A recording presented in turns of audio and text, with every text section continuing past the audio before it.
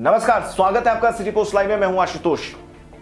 Upendra Kushwaha NDA से अब अलग हो चुके हैं। उन्होंने मंत्री पद से इस्तीफा दे दिया है, लेकिन उपेंद्र कुशवाहा के इस्तीफे के बाद से या उपेंद्र कुशवाहा के एनडीए में जाने से के बाद से रामविलास पासवान की चिंता बढ़ गई। वैसे उपेंद्र कुशवाहा जब से एनडीए से अलग हुए हैं, इसके बाद ये कयास लगाया जा रहा है कि इसका सबसे ज्यादा फायदा रामविलास पासवान की पार्टी लोक जनशक्ति पार्टी को ही मिलेगा, क्योंकि अगर उपेंद्र कुशवाहा रहते तो संभवतः लोक जनशक्ति पार्टी को ज्यादा सीटों का समझौता करना पड़ता। लेकिन जैसे उपेंद्र कुशवाहा अलग हो गए हैं, अब संभवतः रामविलास पासवान की पार्टी को 7 में से 6 सीटें मिल जाए चुनाव लड़ने के लिए, या 5 सीट तक मिल सकता है।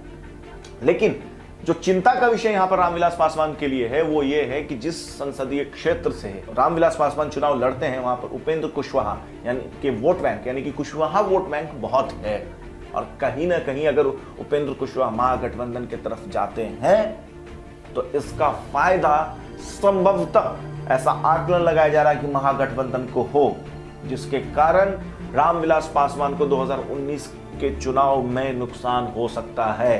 तो इसलिए रामविलास पासवान आजकल उपेंद्र कुशवाहा के जाने से के बाद चिंता में है। आपको याद होगा कि पिछले कुछ दिनों में जब उपेंद्र कुशवाहा एनडीए का हिस्सा थे तो उन्होंने रामविलास पासवान से मुलाकात की थी। रामविलास पासवान ने अमित शाह, जो भारतीय जनता पार्टी के अध्यक्ष हैं, राष्ट्रीय अध्यक्ष, उनसे बात की थी, उनसे समय मांगा था, उनसे कहा था कि उपेंद्र कुशवाहा को मनाया जाए, उनसे बात की जाए।